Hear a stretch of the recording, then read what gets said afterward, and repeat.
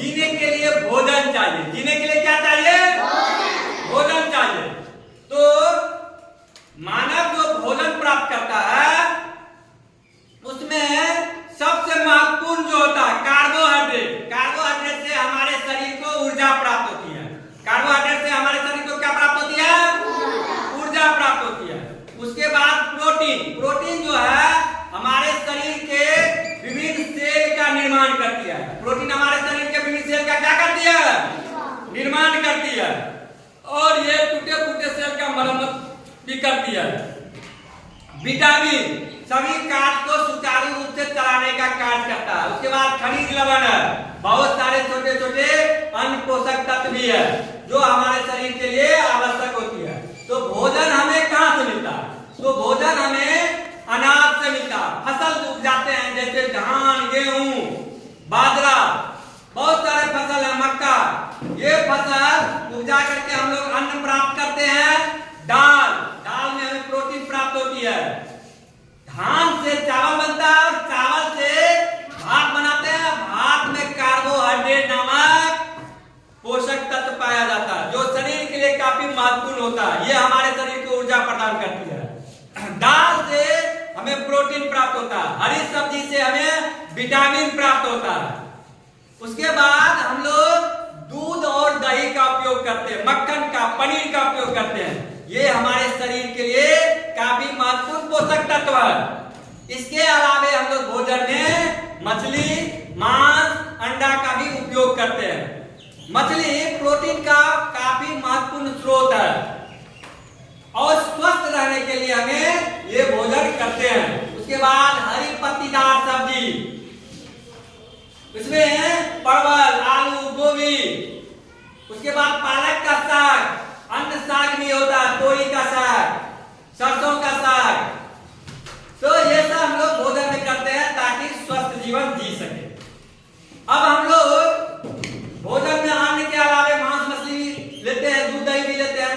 क्या हम लोग जो पालतू जानवर को पालते हैं जैसे गाय, बैल, भैंस, बकरी आदि, ये लोग अपने भोजन के लिए किन चीजों का उपयोग करता है? तो जाहिर सी बात है पालतू जानवर घास खाते हैं। घास के अलावा पुआल, लार, पानी, खल्ली, नमक, आटे का दर्रा, अनाज का दर्रा खाते हैं ना। पेड़ पौधा, पेड़ पौधा क्या खाते हैं? तो पेड़ पौधा भी अपना भोजन बनाता है। यह प्रकाश संश्लेषण के माध्यम से अपना भोजन बनाता है।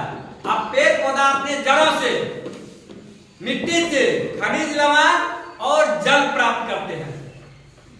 सूर्य की रोशनी से प्रकाश प्राप्त करते हैं और कार्बन डाइऑक्साइड प्राप्त करते हैं वायुमंडल से, और प्रकाश संश्लेषण की प्रक्रिया के द्वारा अपना भोजन बनाते हैं।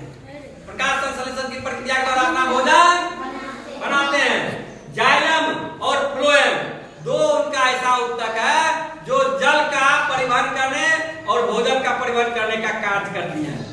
इस प्रकार से हम पेड़ पौधे भी भोजन करते हैं। अब पेड़ पौधे से हमें क्या प्राप्त होता है? फल, सब्जी प्राप्त होता है ना।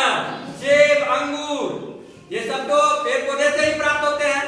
कुछ सब्जियां और फल जो है वो लता के से प्राप्त होता है, जैसे अंगूर का लता होता है, जैसे फारसी वाले सब्जी जो होता है जिसको कदीमा कहते हैं वो भी लता में होता है। कद्दू ये भी लता में फलता है ना।